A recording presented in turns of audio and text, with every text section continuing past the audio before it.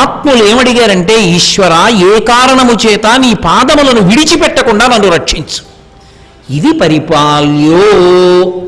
అంత పెద్ద విస్తృతి ఒక్క మాటలోకి తీసుకొచ్చేస్తారు శంకరాచార్యుల వారు. ఆయన అద్భుత ప్రయోగాలంటే అలా ఉంటాయి.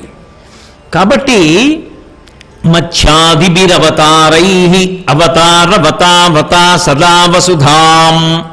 ఒక్కొక్కసారి ఈ అవతారాలలో ఆయన వచ్చినప్పుడు ఆయన ఎంతంత క్లేశాన్ని పొందాడో ఎవరికి కావాలి? అవతల వాళ్ళ ఉపకారానికి ఆయన ఎన్ని బాధలు పడ్డాడో. ఒకప్పుడు కూర్మావతారంగా వచ్చాడు.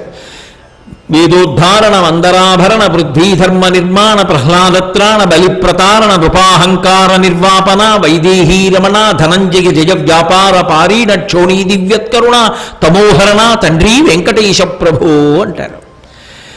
దశావతారాల్లో వచ్చినప్పుడు కూర్మావతారంగా వచ్చాడు. ఎవరి కోసం వచ్చాడు? దేవదానవులు క్షీరసాగర మథనం చేయడానికి సరి అయిన ఆధారం దొరకట్లేదని తాను ఆదికూర్మంగా పడుకుని పైన మందర పర్వతాన్ని వహించాడు.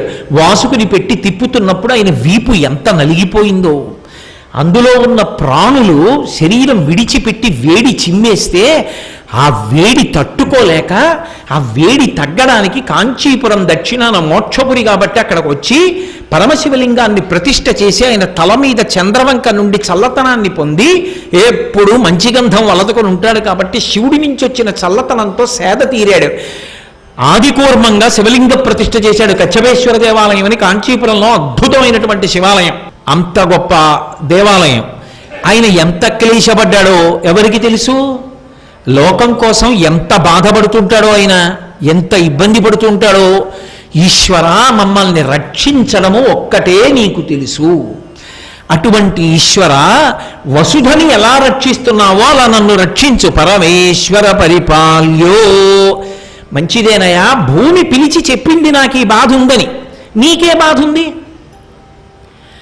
భూమి అంటే అంది, పాపులు నా మీద ఎక్కువైపోయారు, ఎక్కువైపోయిన కారణం చేత నేను భరించలేకపోతున్నాను. భరించలేకపోతే తాపం కలుగుతుంది. తాపము అంటే వేడి. బస్తా బియ్యం తలకెత్తారనుకోండి, ఎత్తితే ఎంత తాపం అండి.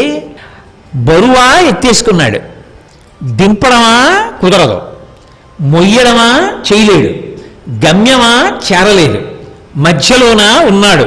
ఏడుపు తప్ప ఏమొస్తుంది అప్పుడు? ఇది శంకర భగవత్పాదుల యొక్క ప్రతిపాదన. ఆయన అన్నారు, పరమేశ్వర పరిపాల్యో, నన్ను రక్షించు. ఏమిటో తెలుసా నా బాధ? భవతా.